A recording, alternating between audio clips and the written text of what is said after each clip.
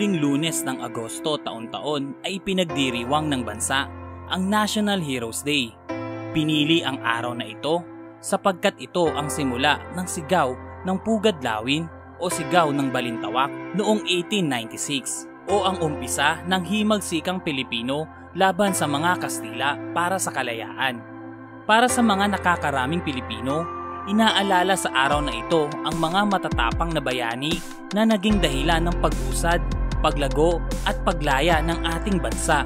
Ngunit alam nyo ba na wala pang opisyal na pambansang bayani ang Pilipinas? Mayroong mga araw na itinalaga upang alalahanin sina Dr. Jose Rizal at Gat Andres Bonifacio. Ngunit wala pang proklamasyong kailanman ang tumukoy sa sinumang bayani na siyang pambansang bayani ng Pilipinas. Maliwanag ang pahiwatig ng National Commission for Culture and the Arts or NCCA, walang pinagtibay na batas or executive order o proklamasyon na opisyal na kumikilala sa sinuman bilang pambansang bayani. Ang tinutukoy rito ay yaong tinatawag na Filipino historical figure tulad ng isinasaad sa kasaysayan ng bansa. Lumilitaw na kahit na si Dr. Jose Rizal na matagal nang itinuturo sa mga paaralan bilang pambansang bayani ng Pilipinas ay hindi napag-ukulan ng naturang karangalan o official title. Isa itong malaking kabalintunaan, lalo na kung isa sa alang-alang na ang kanyang mga monumento ay matatagpuan hindi lamang sa iba't ibang panig ng kapuluan kundi maging sa maraming bansa sa buong daigdig. Mahirap paniwalaan na siya bilang isang dakilang henyo ng ating lahi ay ituturing na isang kolorum na bayani. Ang nabanggit na pahiwatig ng NCCA ay tiyak na paulit-ulit na magpapainit sa katanungang sino nga ba ang maituturing na pambansang bayani ng bansa? Si Rizal, Andres Bonifacio o si Lapu-Lapu? Magugunita na hindi iilang sektor ng ating lipunan ang halos makikipagbangayan sa pagsusulong kay Bonifacio bilang national hero ng Pilipinas.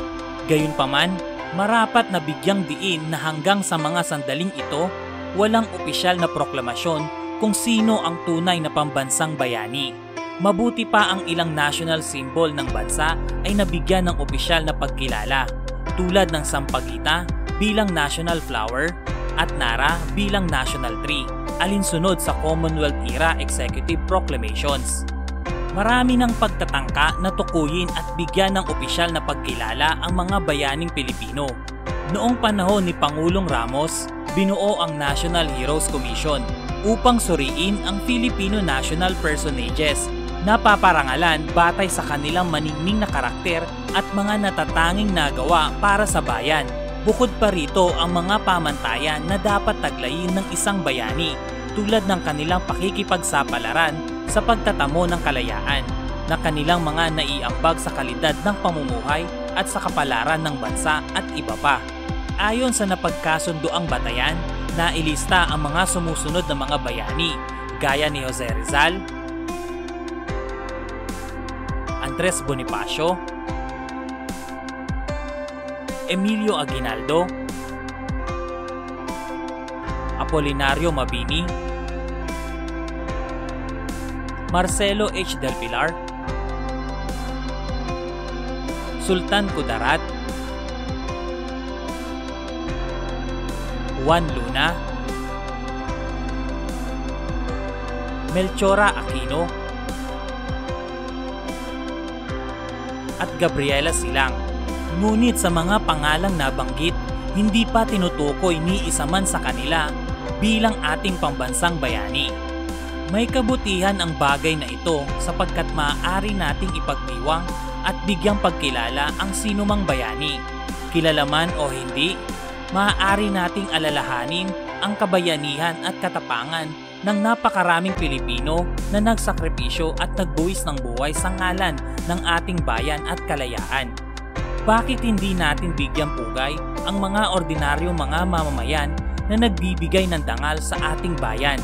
Maaari rin nating pasalamatan ang mga taong kilala natin o malapit sa atin, ang mga pansariling bayani ng ating buhay na kung wala sila ay magiging mas mahirap para sa atin ang makipagsapalaran sa ating mundo. Pag-isipan nating mabuti sa araw na ito kung sino nga ba ang tunay na bayani para sa atin at sa ating pagninilay, maaaring gumawa rin tayo ng simpleng plano upang matularan natin ang kanilang mabubuting ehemplo. Nawa sa videong ito ay nakapagbigay kami ng kaunting kaalaman patungkol sa pagpapahalaga ng National Heroes Day.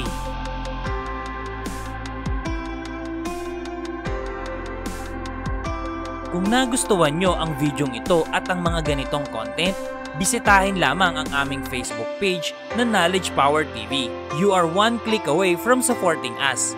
Maraming salamat!